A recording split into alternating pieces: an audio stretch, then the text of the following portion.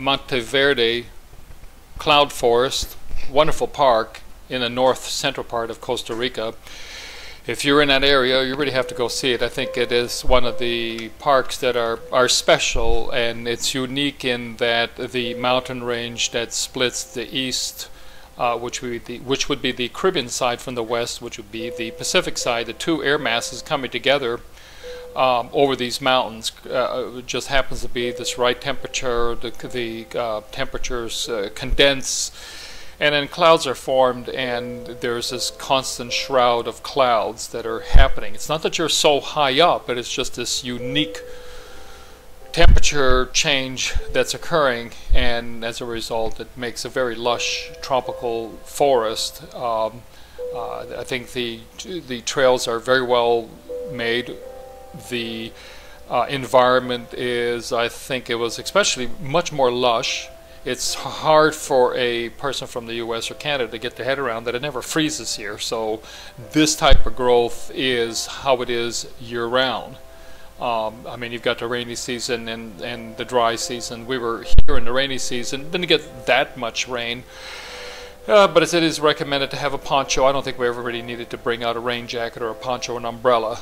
It was pretty low-keyed and easy, and really the clouds really don't produce thunderclouds. They produce more of a mist to where you get little droplets forming, so it's not at all an intense rainfall. But again, the trails are real pretty. You're going through some lovely countryside. There are trails throughout the whole Monteverde park area. You really almost kind of have to pick and choose. I mean, it also depends on where you are staying. We were staying in Santa Elena, which is a great little mountain town, small. Word of interest is that people have motorcycles, and the mountains seem to ricochet the sound of motorcycles regularly. So even late at night, you've got this beautiful environment, and then you hear these motorcycles in the distance. So it's a little bit of a contradiction there. But again, it's you have to put that aside. And I would say the temperature, because you're higher up in elevation, is a little bit cooler, not as humid. Although there is a fair bit of rain, but it's an extremely comfortable environment to hang out in. This again is kind of designed to give you an idea of what you can expect. There are other park entrances, and it sort of depends on what. The park is pretty big, and depends on where you're staying will probably determine what park entrance you're going to go to. Because Santa Elena was the closest town to this entrance, this is the entrance that we came to. And again, if you look at the map, you'll see probably a dozen different trails. As always, it's recommended to come early. There are lots of guide service that are selling their service, and we never use them. I don't particularly recommend it. I did talk to a couple who did pay for one, and they felt like you are on their schedule. You couldn't just chill out and hang out here, because I'm sure that the guides are probably thinking, well, we've got to have 2 or 3 or 4 groups of people. I think they charge average $10 to $20 per person. So here you are at the top of the Continental Divide. And so you're looking, you are on the Pacific side, you're looking over into the Caribbean side. You're not going to see it, it's too far away, probably too clouded too. And there's also a bunch of mountains that are going to be in the way. Again, I can't say that we gained that much elevation. This is kind of a deck, a little observation point that they have at the top of the hike. And then after you've left this area, you're actually descending. I can't say the ascend was too steep. I mean, you're puffing a little bit, but it's reasonable for anybody to be able to do this hike. Again, this is kind of giving you a 360 of what does the countryside look like. Oftentimes, if you're at the beach or you're driving, you really don't get a good idea of how mountainous and hilly this country is. I think it's really, it really is pretty attractive, spectacular country. It's small. I think it's got, what, maybe 4 million people in it. Again, we're just panning around.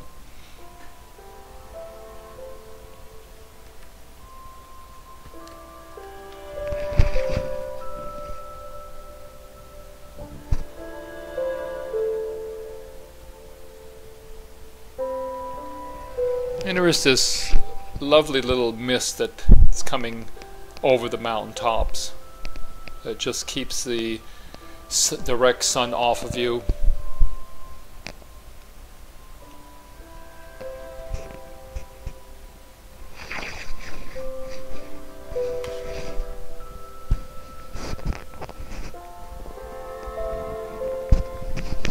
Here you can sort of see how well the trails are laid out. I mean, they've got boards, it's not muddy at all. I mean, even though there's a fair bit of rain, I didn't find any part to be really blown out. This is the suspension bridge.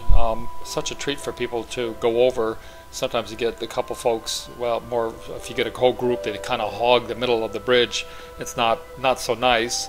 I think there's a load limit, and my wife is a good girl, and she's waiting there patiently until we get off of the middle of the bridge. I think there's probably, what, maybe 4 people maximum. I mean, I see when we showed up there's probably like 8 or 10 people in the middle of the bridge. There is a little bridge before you get to this bridge, and we all thought, my God, this is a suspension bridge, how disappointing, but only to find that then you 10-15 minutes later you run across this thing. What's really cool about this suspension bridge, it gives you a top-down view of what the tops of the trees look like. Now this would be a cool place to do a zip line, but that's what's kind of spectacular about this, because you're the suspension bridge and you're looking down in the valley and you're getting to see the tops of the trees, and you really get a feel for the type of and the thickness of the vegetation that's growing here.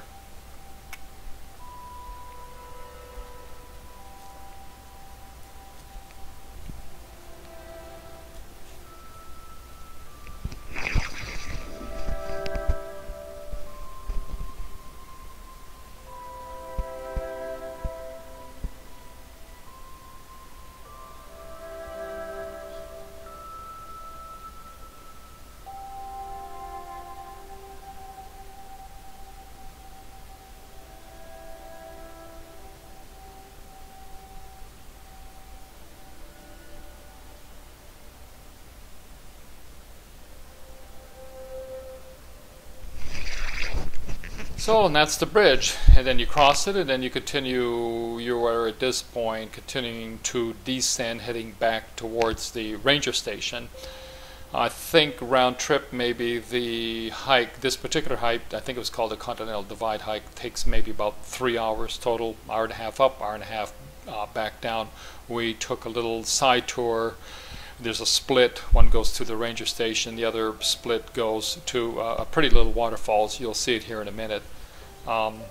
Again, it would be nice to, this is an interesting, this is a vine that grows up on a host tree, if you will, and then it shoots off its own little roots, and it becomes this structure, and then eventually it sort of suffocates the host tree, and the host tree deteriorates, and there's this hollow spot in the middle of it, and I guess creatures like to hide or make their home inside of there.